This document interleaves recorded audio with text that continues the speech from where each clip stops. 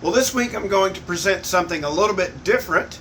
I have a Remington beard trimmer, this model right here, and I'm going to make a tray to put all of those pieces in out of a piece of sapele.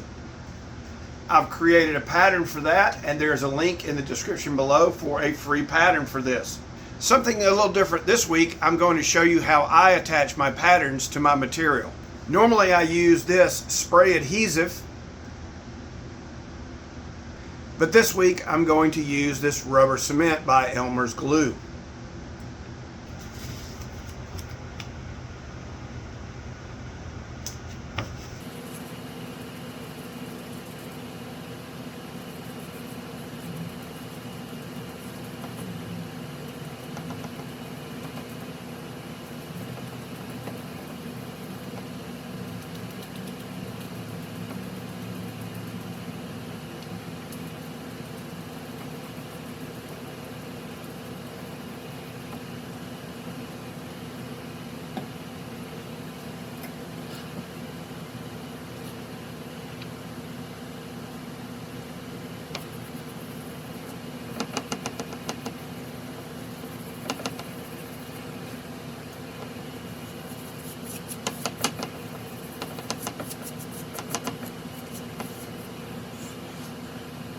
So it's been a few minutes and the rubber cement has dried. I don't know if you saw in the when I was actually applying the pattern, but you could see the bleed through of the glue, but that has actually gone away now, and I believe it's going to be well adhered to the blue tape and should peel off relatively easy, and I don't believe it will come off while we're actually scrolling.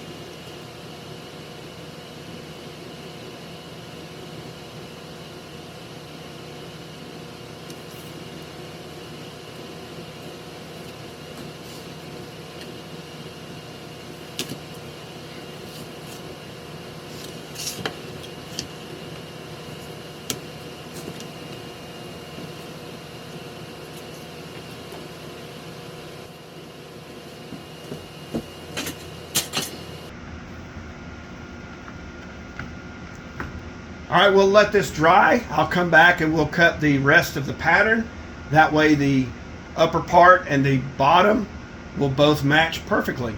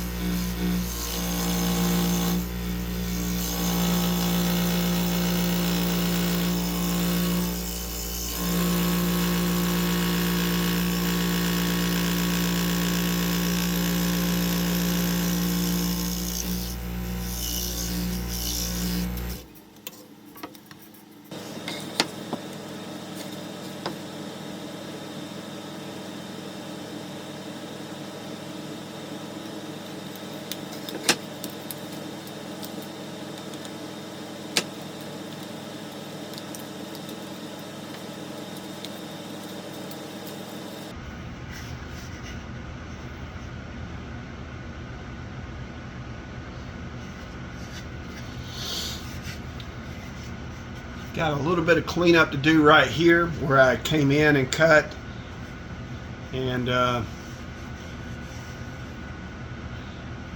nothing that my disc sander can't handle.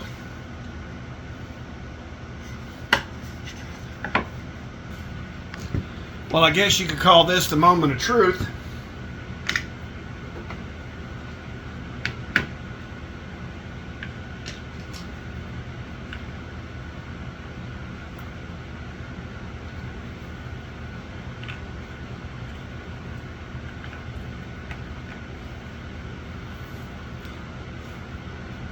Everything fits. So a little bit of sanding and maybe a clear finish on this, and it'll be good to go. Well, I'm super happy with the way this turned out. I did put a satin Rust-Oleum spray finish on it, and it looks really nice. I haven't even sanded any of this. I still have to spray the back of it, but that turned out really nice. And everything fits inside. This will be nice. I won't lose any of the guards.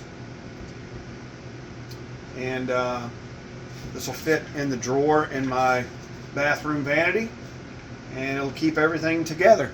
You know, this is just an idea for something like this. You could do regular razors, or you know, makeup, tweezers. There's all kinds of things that you could come up with, and ideas of storage and organization like this. You know, you just have to sit down and think about it, and see how you would like to organize things, and just put that together into a pattern. So before I let you go this week, I want to give you a tip. If you're going to leave your scroll saw for several days, I would suggest removing the tension on the blade, so that allows the saw to relax, takes all the pressure off of everything, and the bearings and the springs and what have you.